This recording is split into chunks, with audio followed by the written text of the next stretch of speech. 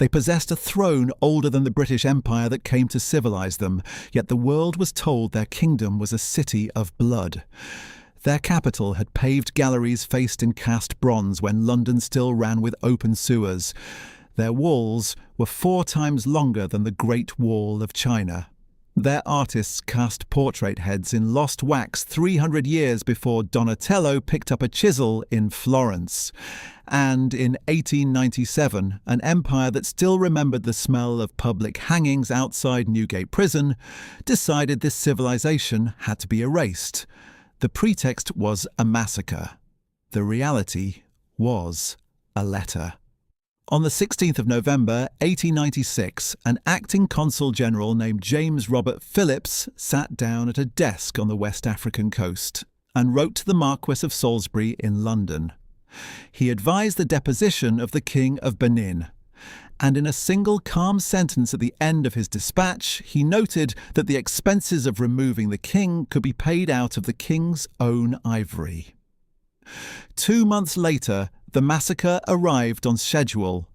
The metal Europe had shipped to Africa for 3 centuries to buy human beings was the same metal Benin had melted down to record its own history. And on the 25th of May, 1897, that history was carried into a salesroom in Covent Garden and auctioned to the highest bidder to pay for the invasion that took it.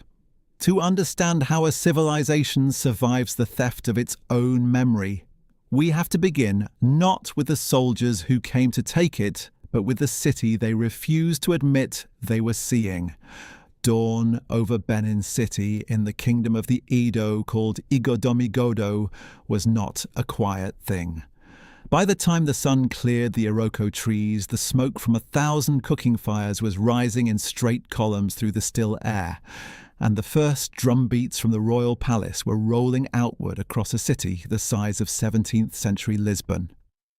A traveller arriving from the south would have approached the city through earthworks so vast that the human mind could not hold them in a single image. The walls of Benin were not one wall, they were a system. A British archaeologist named Patrick Darling, who began surveying them in 1973, would eventually estimate that the cumulative length of ramparts and ditches enclosing Edo and Esan country ran to roughly 16,000 kilometres. 4 times longer than the Great Wall of China. They enclosed 6,500 square kilometres of cleared and ordered landscape, dotted with more than 500 settlements. The Guinness Book of World Records named them the world's largest earthworks built by human hands before the age of the machine. 150 million cubic metres of soil, moved by hand across 6 centuries. The inner city wall alone, the ring that protected the capital proper, ran for 11 kilometres around a moat 6 metres deep. 1,000 labourers working 10-hour days across 5 dry seasons would have been needed just to dig it. 9 fortified gates pierced it. The man at each gate took a tariff from every trader who entered, and that tariff went to the king. Pass through the gate, and the city opened. A Dutch geographer named Olfert Dapper, compiling reports from his country's traders in 1668, wrote a description that European readers refused to believe for the next 200 years. The main street of Benin, Dapper's informant said, was 7 or 8 times broader than the Warmo Street in Amsterdam. It was straight. It did not bend at any point. It ran for what they estimated as 4 miles. The houses on either side stood in good order, one close, evenly placed with its neighbour, just as the houses in Holland stood. The walls of the homes were burnished by washing and rubbing until they shone like mirrors. Every house had its own well of fresh water. A Portuguese ship's captain named Lourenço Pinto, who saw the city in 1691, was more direct. Great Benin, he wrote, was larger than Lisbon. The streets ran straight as far as the eye could see. The city was wealthy and industrious. It was so well governed that theft was unknown, and the people lived in such security that they had no doors to their houses. At intervals along the great streets stood the lamps. They were tall metal pillars several feet high, fitted with palm oil burners. When darkness fell, the wicks were lit, and they burned through the night to light the traffic to and from the king's palace. This was Africa in the 17th century. Lit, paved, patrolled, numbered, and at the heart of it stood the palace. Dapper compared it to the Dutch town of Haarlem. It was a square walled within the city's walls, divided into magnificent palaces and apartments, and long galleries about the size of the Amsterdam Exchange. The galleries rested on wooden pillars, and from top to bottom, those pillars were covered in cast bronze. On the bronze were engraved the pictures of the kings, of their wars, of their battles, of their court. The walls were polished to a mirror finish. The galleries were swept clean. In a single courtyard at the heart of the complex stood 18 altars to the past Obas of Benin, each with its row of bronze portrait heads, each head crowned with a carved elephant tusk that rose like a tower of pale ivory toward the ceiling. This was not decoration. This was a national archive in metal. Beyond the palace walls on Egan Street sat the workshops of the Eigen Erenwan, the Brass Casters Guild, 7 founding families, an oath of secrecy that ran back to the 15th century. The patron god was Ogun, Lord of Iron. The clay for the moulds came from the bed of the Ikpoba River. The wax came from forest bees. The process was lost wax casting, the same process Michelangelo used, refined here to a level of detail that would later make European critics insist Africans could not possibly have invented it. The casters were forbidden, on pain of death, to cast for anyone but the king. Beside them were the Igbe Sanmoan, the ivory and wood carvers who made the masks and the staffs and the tusks, and the Owena Nido, the carpenters who made the ceremonial swords and the leather portmanteau and the rattle staff. 31 royal guilds in all, each with its quarter, each with its hereditary leadership, each answering directly to the palace. This was the city the King of Benin walked through, supported under each elbow by an attendant, because the weight of his coral regalia was a constant reminder that kingship itself was a burden. The coral came from Olokun, the god of waters and wealth. The legend ran that Oba Iwara the Great in the 15th century had descended into the kingdom under the sea and bargained with Olokun for the red coral beads that carried spiritual power. Every year at the festival called Ugi Ivy, every piece of coral worn by the Oba, his wives and his chiefs was placed on the altar of Ewara, and the blood of a sacrificed cow was poured over it to renew its potency. In his right hand, the king carried the Ada, the great sword of state, said to predate the Eweka dynasty itself.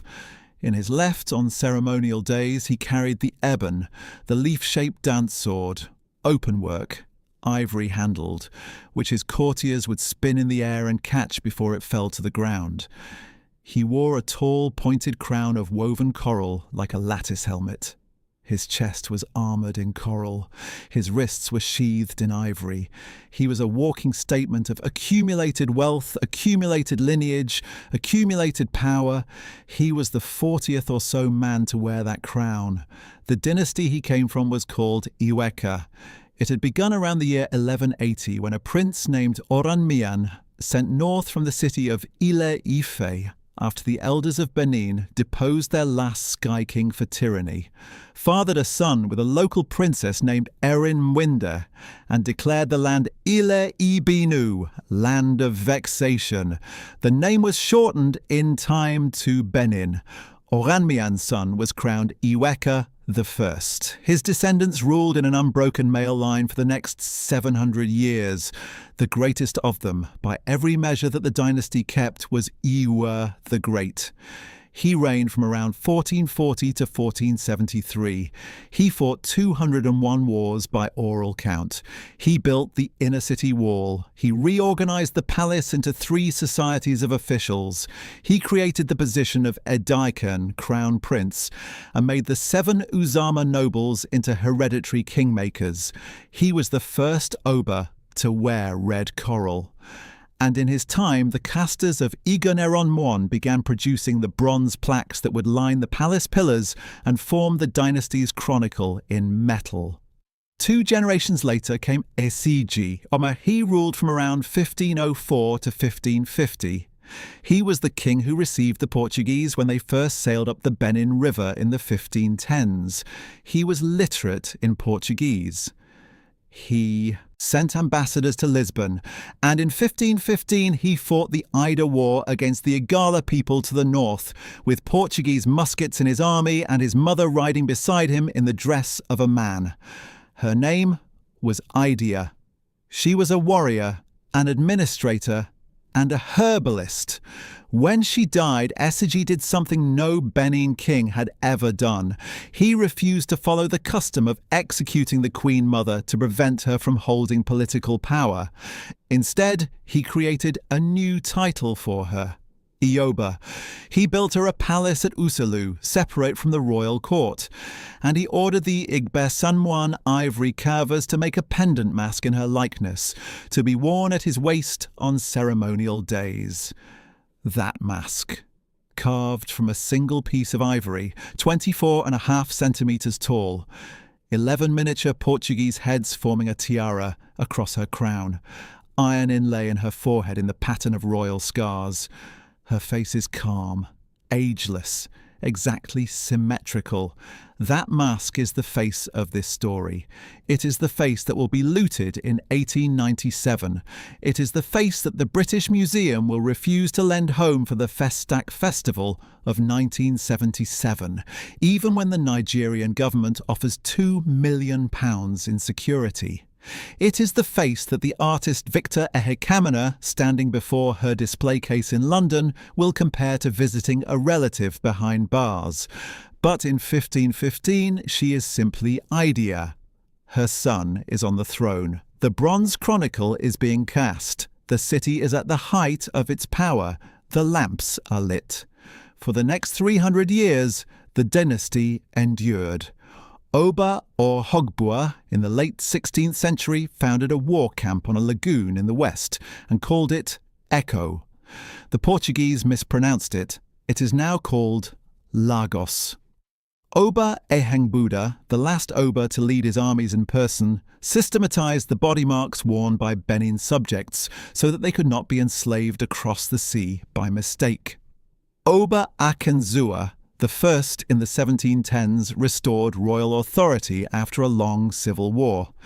His son Erasoyan built a treasury house decorated with cowrie shells. European traders called it the first bank in West Africa. And in 1888, a man named Idugboa was crowned the 40th Oba of the Iweka line. He chose the regnal name Ovonramwen Nogbaisi. It meant the rising sun which spreads over all. He would be the last independent king to wear the coral crown. By the time Ovonramwen took the throne, the British had been circling the kingdom for 2 generations. Lagos had been annexed in 1862. The Oil Rivers Protectorate had been declared in 1884. The Royal Niger Company had been chartered in 1886, with the explicit mandate to break African monopolies on trade. The empire was looking for an excuse.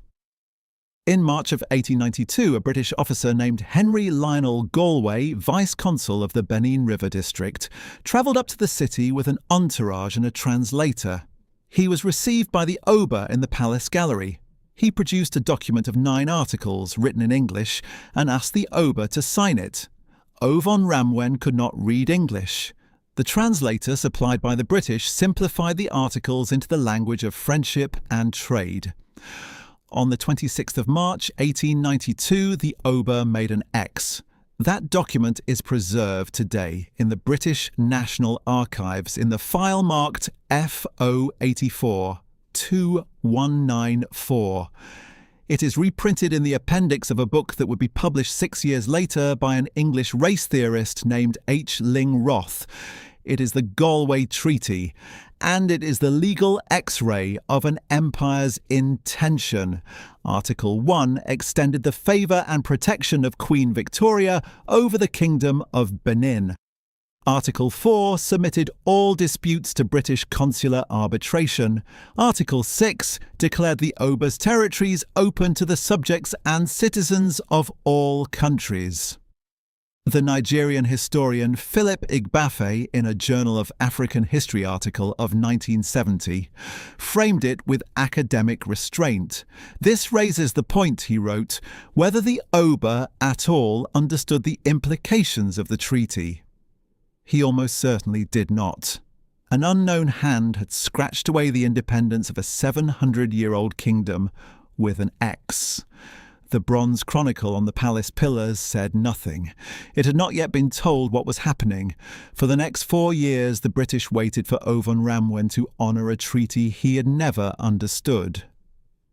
When he failed to abolish his trade tariffs, when he maintained his juju bans on the export of palm kernels during certain ritual months, when he refused to allow the Royal Niger Company free access to the rubber forests, the British called him a tyrant and the savage king of a city of blood. By the autumn of 1896, the empire had decided to move. The man who decided to move it was James Robert Phillips. He was 33 years old. He was the son of an English clergyman. He was acting Consul General of the Niger Coast Protectorate, and on the 16th of November 1896 he sat in his office at Old Calabar and wrote a dispatch to the Marquis of Salisbury, the British Foreign Secretary, advising the deposition of the King of Benin. The dispatch is filed today in the National Archives at Kew in the series F02102, dispatch number 105. Phillips's reasoning was straightforward.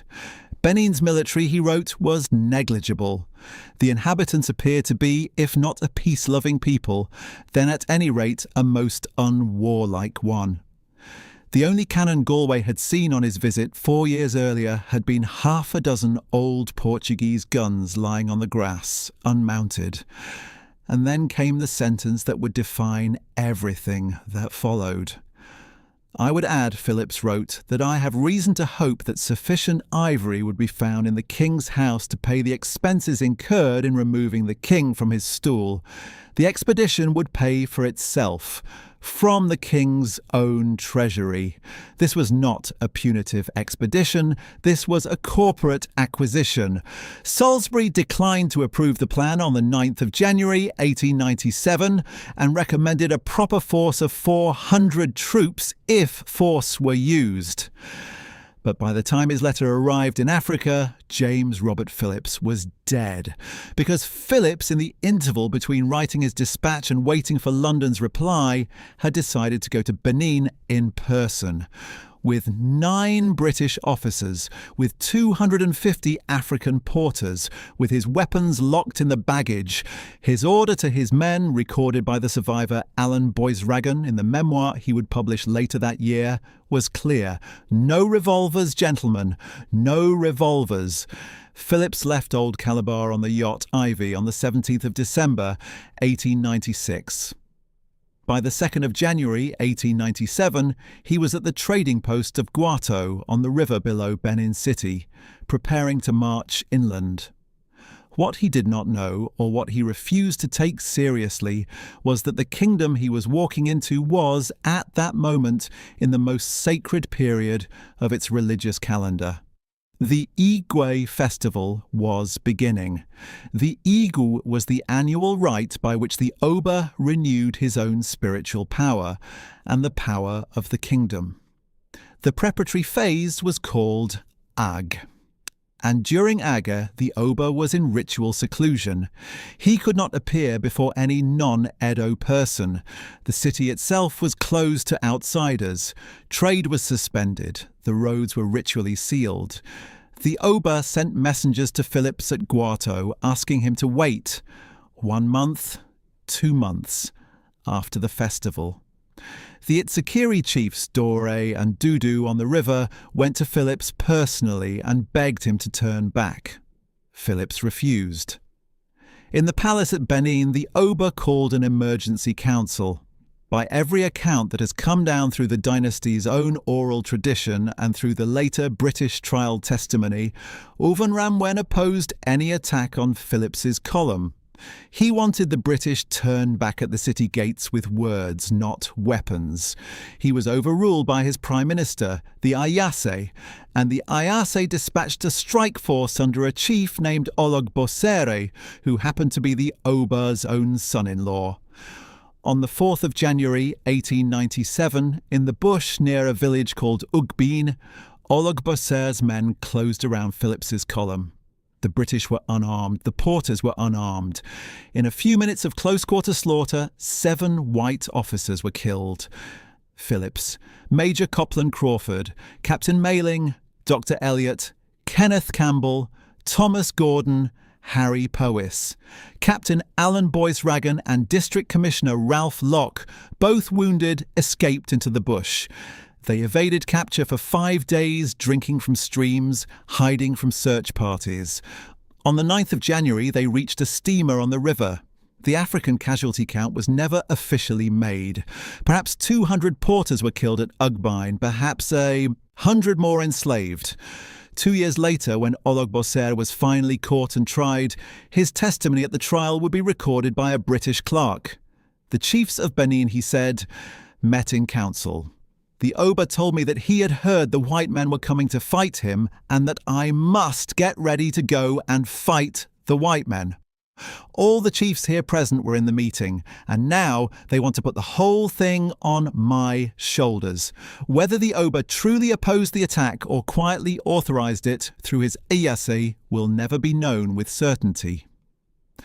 What is known with certainty is what happened next in London. The orders to assemble a punitive expedition were issued by the British Admiralty on the 15th of January 1897. In 29 days, a fleet was provisioned, a 1,200-man landing force was equipped, and the Royal Navy's Cape and West Africa squadron was concentrated off the Benin coast under the command of Rear Admiral Sir Harry Holdsworth Rawson, flying his flag aboard HMS St. George.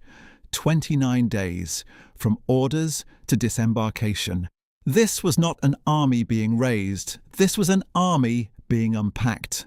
The fleet that gathered for the Benin expedition was already on station. St. George, Theseus, Forte, Philomel, Phoebe, Barossa, Widgeon, Magpie, Alecto, the hospital ship Malacca. They had been positioned off the coast of West Africa for the protection of British commerce. Rawson didn't need to summon a fleet from England. He needed only to redirect the one already at his disposal. The landing force was armed with 7-pounder mountain guns, Maxim machine guns, war rockets, and the support of naval gunfire from the warship's main batteries. Against this, Benin had its old Portuguese cannon lying unmounted on the grass. Disembarkation began on the 9th of February 1897. 3 columns moved inland. The main force under Lieutenant Colonel Bruce Hamilton, with Rawson himself in company, advanced through Ologbo. A second column under Major McGill moved through Sapoba. A third column under Galway himself, the original treaty maker, advanced through Guato along the route of Phillips's doomed march, finding the headless bodies of the previous month's dead as it went. Ologbo fell on the 12th of February. Crossroads on the 13th and 14th. The 3 columns fought through Edo Bush against scattered resistance from the 15th to the 17th. Benin City fell on the 18th of February, 1897. The Oba had fled into the forest with his wives and a small retinue of chiefs the night before. The Iyase was dead. Ologbosere was in hiding. The city was undefended. The British walked into the palace galleries and saw for the first time what no European traveller had described in 200 years. the bronze plaques on the pillars, the 18 altars in the courtyard, each with its row of brass heads crowned with carved tusks, the coral regalia in the king's chambers, the ivory masks in their chests. Commander Reginald Bacon, the intelligence officer of the expedition, would publish his memoir of the campaign before the year was out. He titled it Benin, the City of Blood. On the experience of entering the palace, he wrote that blood was everywhere, smeared over bronzes, ivory, and even the walls. The whole place reeked of blood. Fresh blood was dripping off the figures and altars. A modern forensic objection raised by the British researcher Fidelia Nimmons is brief. Blood clots within 15 minutes. It dries within an hour. The city had fallen 3 days before Bacon walked into the palace. There was no fresh blood. There could not have been. Bacon was projecting onto the bronze the justification his country needed. What was actually on those bronzes was palm oil, kola nut paste, and the chalk and red ochre of ritual libations accumulated over 400 years of ancestor veneration, the same kind of accumulated ritual residue that covered the altars of every cathedral in Europe. But the bronze had become the screen onto which the looters were now projecting their own crime. On the 21st of February, 3 days after the city fell, Benin City burned. The official British account called the fire accidental. A spark from a cooking fire, perhaps, or a careless naval rating with a pipe. The journal of an ordinary seaman named Albert Lucy aboard HMS Theseus was sold at auction in 2017. Its entry for the 21st of February reads differently. Next day, Lucy wrote, "We went out to burn down the Queen's palace, and our blue jackets went out and burned down the King's palace. This was not an accident. This was arson on direct orders." The British archaeologist Dan Hicks, in his 2020 book, The Brutish Museums, describes what followed as a mounting frenzy of demolition. The galleries were stripped, the pillars were broken open, the bronze plaques were torn from their mountings, snapped off, levered out. The altars were emptied, the chests in the royal apartments were forced, the masks, the regalia, the carved tusks, the ceremonial swords were piled in heaps on the palace lawns. The official British inventory recorded around 2,500 objects. The digital Benin database, compiled by an international team of researchers and launched in 2022, has catalogued 5,246 historic Benin objects in 131 institutions across 20 countries. Dan Hicks estimates the total looted at closer to 10,000. All of it was declared the property of the British Crown. By the rules of Imperial war, the loot would be auctioned and the proceeds applied to defray the expenses of the expedition. Officers were permitted to keep souvenirs. The hospital ship Malacca sailed for England on the 5th of March 1897, with the first cases of bronze and ivory in her hold. The auction date was set before she had even left African waters.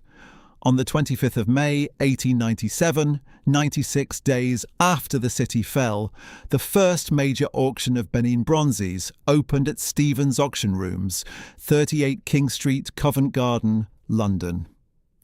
Further sales would follow in September of 1899, in May of 1902, and in November of 1907.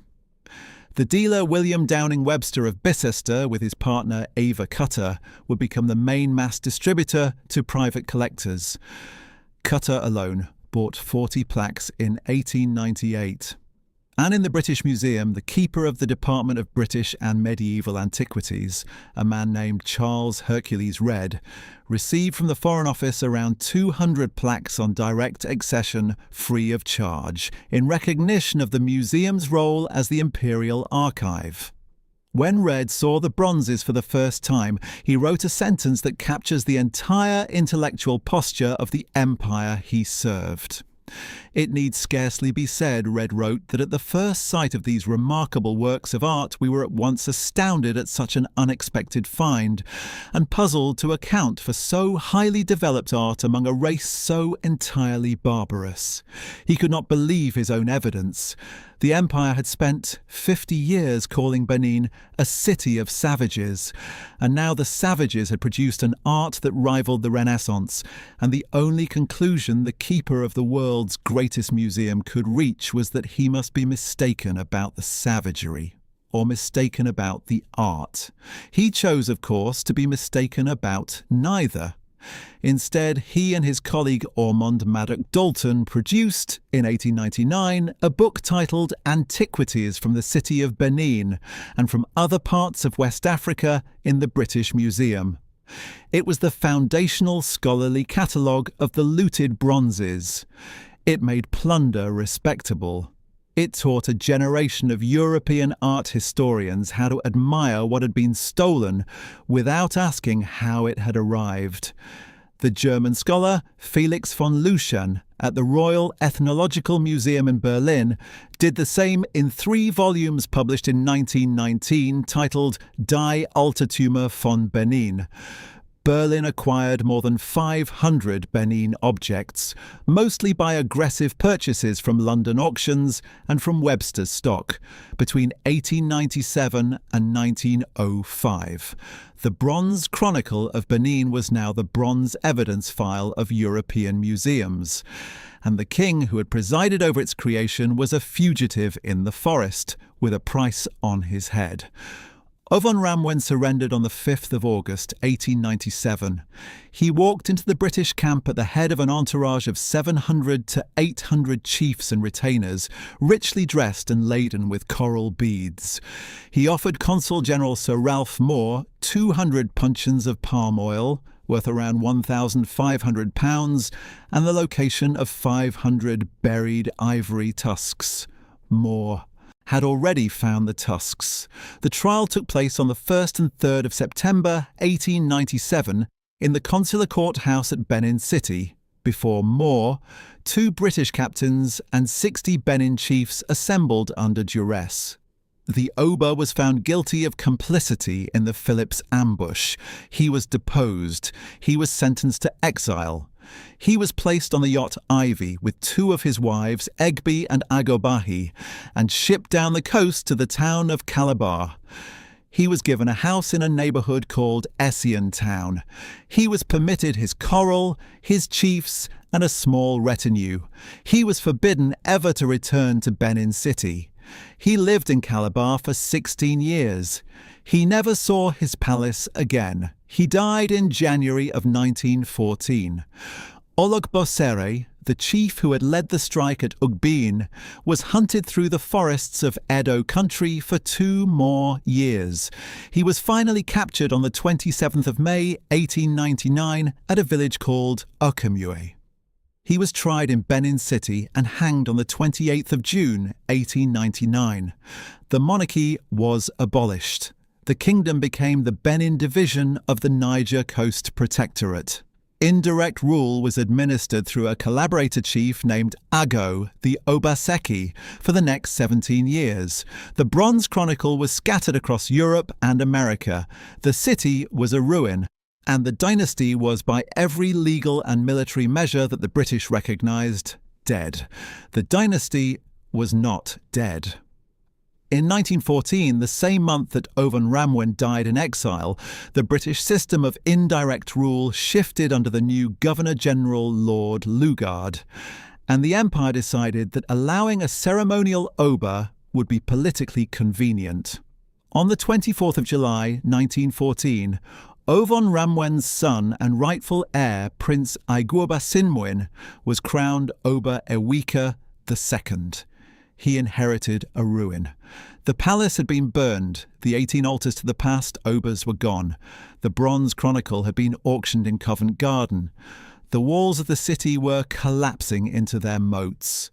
Eweka II was, before he became Oba, a skilled brass smith and ivory carver. He revived the Igon Eronmoan Guild. He revived the Igbesanmoan. He commissioned new plaques to replace those that had been taken. He rebuilt the palace on a smaller footprint on the original site with the original orientation. And before any other altar was raised, he built the altar to his father, the ancestral altar to Ovonramwen. That altar still stands in the palace today. In the same year, Uweka II made the first formal request to the British government for the return of the looted bronzes. It was refused. The bronzes were spoils of war. His son, Akenzua II, who reigned from 1933 to 1978, made the second request in 1935. It too was refused. In the late 1930s, the son of one expedition member named Alexander Miller voluntarily returned 2 coral bead crowns and a coral bead tunic that had belonged to Ovonramwen, and Akenzua received them with a song. "The poisoned arrow has killed the elephant," he sang. In 1977, when Nigeria hosted the Second World Black and African Festival of Arts and Culture in Lagos, the government chose the ivory pendant mask of Queen Idea as the festival's emblem. They asked the British Museum to lend the original for the duration of the festival. The British Museum refused. The mask was too fragile to travel. Nigeria offered £2 million in security. The museum refused again. The Igbesanmoan ivory carvers under Chief Felix Idubor and the master carver Joseph Igbinovia Alufa sat down in their workshops on Igon Street and carved a replica from a fresh elephant tusk. The sculptor Erhabor Emokpai cast a 20-foot bronze tribute version of the mask. It has stood in front of the National Arts Theatre in Lagos since 1979. The original mask is still in London. The next Oba, Erediawa, was crowned in 1979. He was the first Oba of Benin to hold a degree from a European university. He had read law at King's College, Cambridge. He had been a senior Nigerian civil servant. He spoke the language of international diplomacy fluently, and he used it. In 2007, in the introductory note to a major exhibition of Benin art at the Museum of Ethnology in Vienna, Erediawa wrote the sentence that would change the next 20 years. "It is our prayer," he wrote, "that the people and the government of Austria will show humaneness and magnanimity and return to us some of these objects which found their way to your country." He did not say acquired. He did not say purchase. He said found their way to your country. The diplomatic phrasing was a scalpel. He was telling the West that he knew exactly how the bronzes had moved across the Atlantic, and he expected them to know that he knew. That sentence is what created the Benin Dialogue Group in 2010. It is what created the pressure that 15 years later would begin the cascade of returns. And it is what set the stage for the man who now sits on the throne of Benin. His name, before he was crowned, was Ehenedin Erediawa. He was born on the 20th of October 1953. He was educated at Edo College, at South Thames College in London, at the University of Wales in Cardiff, and at Rutgers University in the United States. He served as the Nigerian ambassador to Angola, then to Sweden, then to Italy. He was, by training and disposition, a diplomat. On the 29th of April 2016, his father died.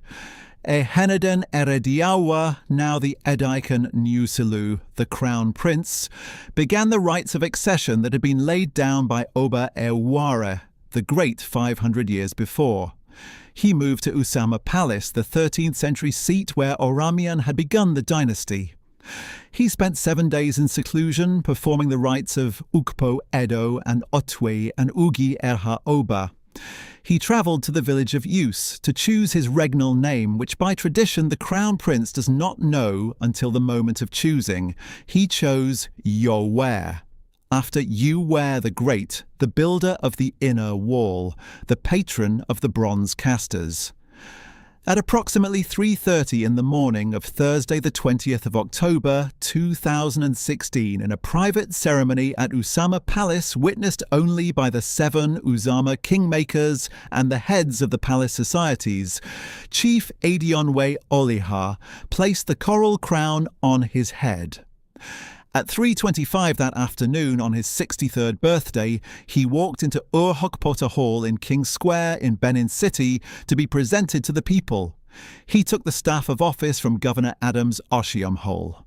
The Vice President of Nigeria, Yemi Osinbajo, stood at his side. The Uni of Ife, the spiritual heir of Aranmian, attended in person. At 10 minutes past 5 in the afternoon, Chief Edionwe Oliha announced the regnal name, Omo Noba Nedo Uku Akpolok Polo, Ewar II. He was the 40th Oba in the unbroken male line of Eweka. He was a king whose ancestors had ruled before England had a parliament. He was the living evidence that the British Empire's central claim about Benin had been a lie. In his first speech as Oba, he said this: "What royalty represents to our people are justice, peace, and unity." Then he walked into the rebuilt palace, past the altar to his father, past the altar to his grandfather, past the altar to Ovon Ramwen, and took the throne. The cost of what was done to him cannot be calculated in objects. The cost was the lie that ran for 129 years, the lie that said his ancestors had been savages, the lie that said the bronze had been rescued, not stolen, the lie that said Africa had produced nothing the world needed to remember. In 1911, a German ethnologist named Leo Frobenius found a bronze head at the Yoruba city of Ife, north of Benin. It was so technically accomplished that he refused in print to believe Africans had made it. He announced from a posting in Togo that he had discovered Atlantis, the lost continent of Plato. He proposed that Greek colonists in the 13th century before Christ had crossed the Sahara and taught the art of bronze casting to people who could not possibly have invented it themselves. His 12-volume book Atlantis, published between 1921 and 1928, was taught in European universities for 2 generations. The Nigerian courts eventually convicted him of trafficking. He was forced to return the Ife head, but the damage was structural. The bias he embodied, the refusal to credit Africans with their own art, became the founding bias of African art history for half a century. It is the reason that, when you walk into the British Museum's Sainsbury galleries today, the bronzes are still described in display labels as art objects, whose origins were once a mystery. To European observers, there was never a mystery. The casters of Igun Eronmwan were still working on Egan Street in 1911 when Frobenius announced his Atlantis. They are still working there today, about 120 of them. Same families, same oath, same clay from the Ikpoba River, same lost wax, same patron god. You can walk into their workshops in the morning. You can watch them pour molten brass into a mould. You can watch the chronicle continue. This is the version of the lie that mattered most. Not that the bronze was beautiful. The British conceded the beauty within a year of stealing it. The lie was that the civilization that had produced it was extinct, that Benin had vanished, that Africa, in some essential sense, was no longer there.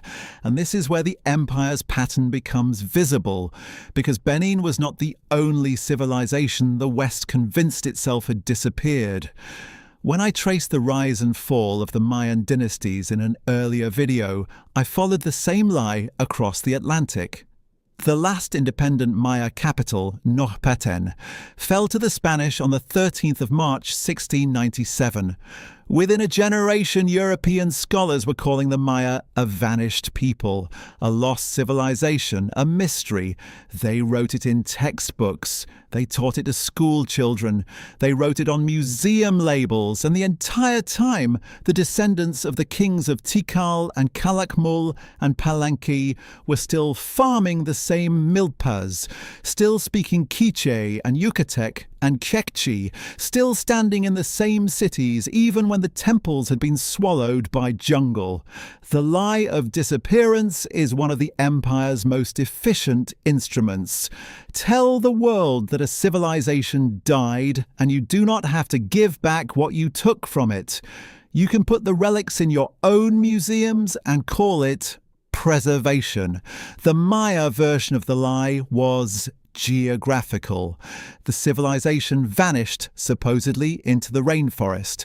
The Benin version of the lie was moral. The civilization was redeemed, supposedly, by punishment. But the difference between Benin and the Maya is that Benin had a king who never stopped being king. The Spanish hanged the last Maya king at Neupeten in 1697 and the line ended. The British exiled the King of Benin in 1897 and the line continued in the body of his son, in the body of his grandson, in the body of his great-grandson, in the body of his great-great-grandson, who walked into King's Square in 2016 and took the throne in front of 100,000 witnesses. You cannot erase a dynasty whose 41st member is shaking hands with foreign ambassadors on the evening news. The lie collapsed under its own evidence, and as the lie collapsed, the metal began to come home. In 2023, scientists at the Georg August University in Göttingen published a paper in the journal PLOS1.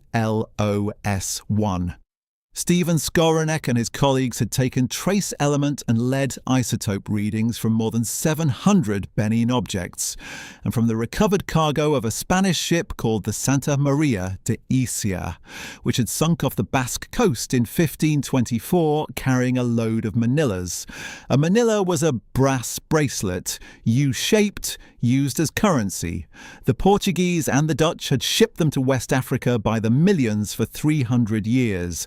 They were the standard unit of payment for enslaved African human beings. The isotopes matched.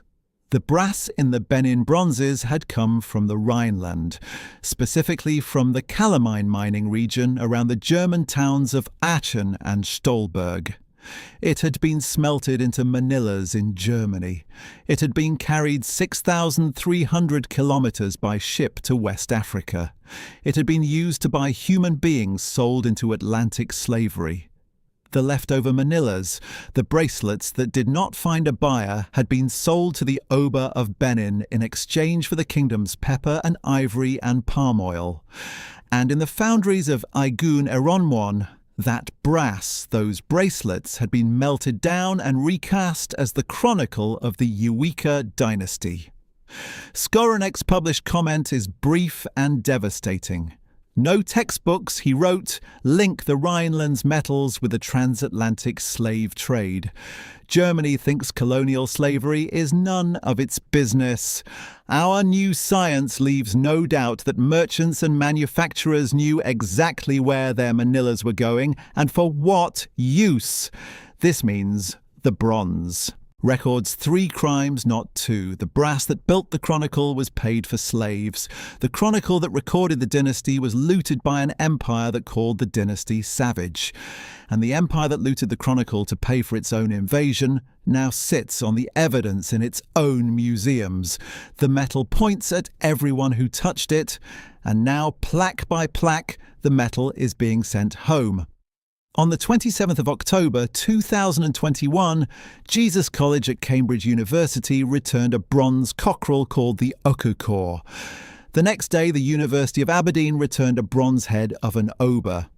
A month later, the Metropolitan Museum of Art in New York returned 3 pieces. In the spring of 2022, Glasgow museums agreed to return 17 objects.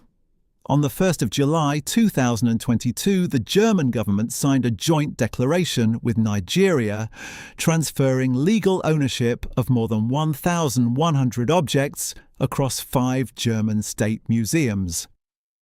On the 11th of October 2022, the Smithsonian in Washington returned 29 pieces.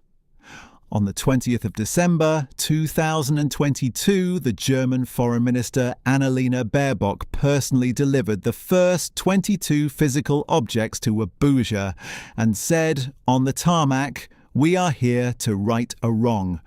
On the 23rd of March 2023, the outgoing president of Nigeria, Muhammadu Buhari, signed a presidential declaration vesting ownership of every repatriated bronze in the Oba of Benin, to the exclusion of any other person or institution. It was published in the Federal Gazette 5 days later. On the 21st of June 2025, the World Museum in the Netherlands returned 119 Benin Bronzes in a single ceremony in Lagos. On the 8th of February 2026, Cambridge University formally transferred title to 116 Benin objects. The British Museum still holds 944. It still refuses to return them. Its current director, Nicholas Cullinan, said in 2025 that the bronzes would remain in London. In November of that year, he visited Benin City in person and was confronted at a museum opening by an angry Edo man with a power drill. The British Museum Act of 1963, which forbids the museum from disposing of objects in its collection, is the last legal shield. It is a shield made of the same logic that Charles Hercules Red used in 1899 when he could not bring himself to believe that Africans had cast the metal in front of him. The shield is cracking. The Empire won the Battle of February 1897. It took the city, the king, the bronzes, and the narrative. But it did not take the throne, because the throne was never made of metal, and the metal it stole has spent 129 years pointing back at the men who took it. The bronze was Rhineland slave currency before it was the Benin Chronicle. It was a Benin Chronicle before it was British plunder. It was British plunder before it was museum exhibit. And now, plaque by plaque, the metal that recorded its own crime 3 times is being lifted from European display cases and carried back to the city it was cast in. The Chronicle is reassembling itself. The case file is closing, because the case file is the evidence.